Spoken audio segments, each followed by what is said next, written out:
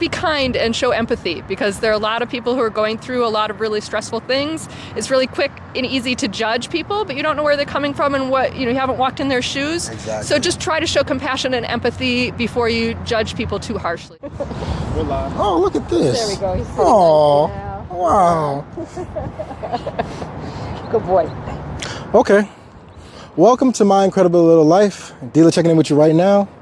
And I'm talking to My name is Amy. Amy. Awesome.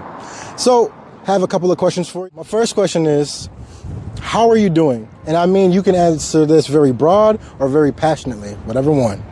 I'm doing really well. I consider myself very fortunate and just got back from a convention where we endorsed a really great candidate for Congress, Ilhan Omar, and I'm really proud to be part of that process. So I'm riding high today. That's dope. I like that. So, my next question for you is, how do you deal with stress? Oh, well, my dog is a great way to deal with stress because he's always full of lots of fun and we do all sorts of fun things together.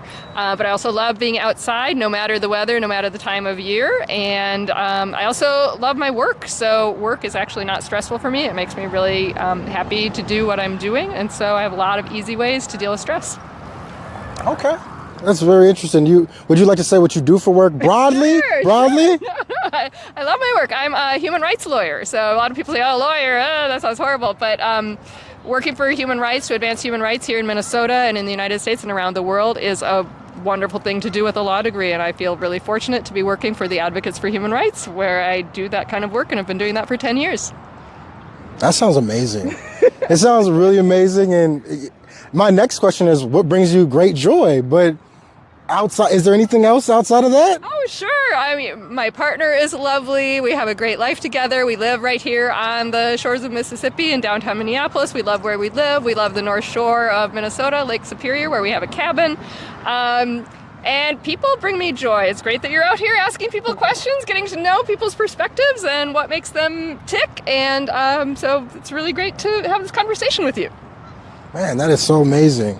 Dang. You're a ball of joy. Like literally just a ball of joy. I've been in a convention for the last 6 hours, so now that I'm out here in the sunshine, of course I'm full of joy. It's much better than being in a high school auditorium. I got you. Well, my last question for you is, do you have any mantras or any advice to the viewers on life?